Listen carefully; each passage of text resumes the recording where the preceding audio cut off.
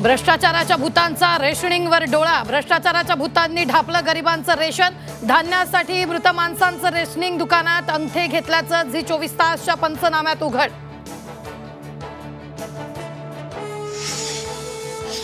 तर भ्रष्टाचाराच्या भूतांच्या बातमीचे विधिमंडळात तीव्र पडसाद। मृत शिधापत्रिका धारकांच्या नावे रेशनिंग लाटणाऱ्यांची चौकशी करा।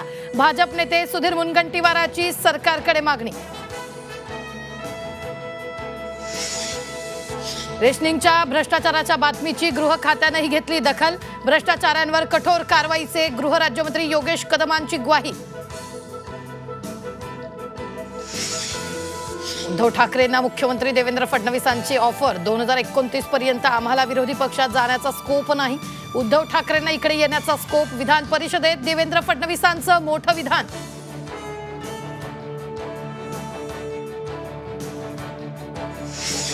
विधान परिषदेत सोन्याच्या चमचावरून ठाकरे विरुद्ध शिंदेंमध्ये जुंपली। सोन्याचा चमचा घेऊन जन्म झाला नसला तरी जनतेची कामं केली। शिंदेंचा ठाकरेंना प्रत्यक्ष टोला। तर दानवेंनी भरलेल्या ताटाशी कधीच प्रतारणा केली नाही, ठाकरेंचा पलटवार।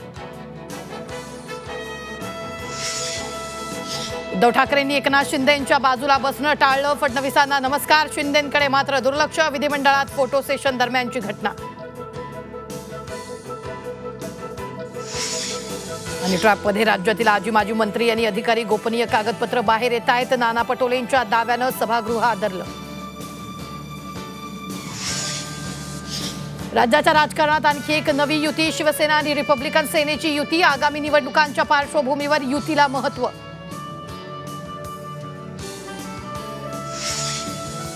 अहिल्यानगर महापालिकेत 400 कोटींचा भ्रष्टाचार। संजय राऊतांचं मुख्यमंत्री फडणवीसांना पत्र। लोकप्रतिनिधी अधिकारी ठेकेदार मिळून मनपा लुटतायत, संजय राऊतांचा आरोप।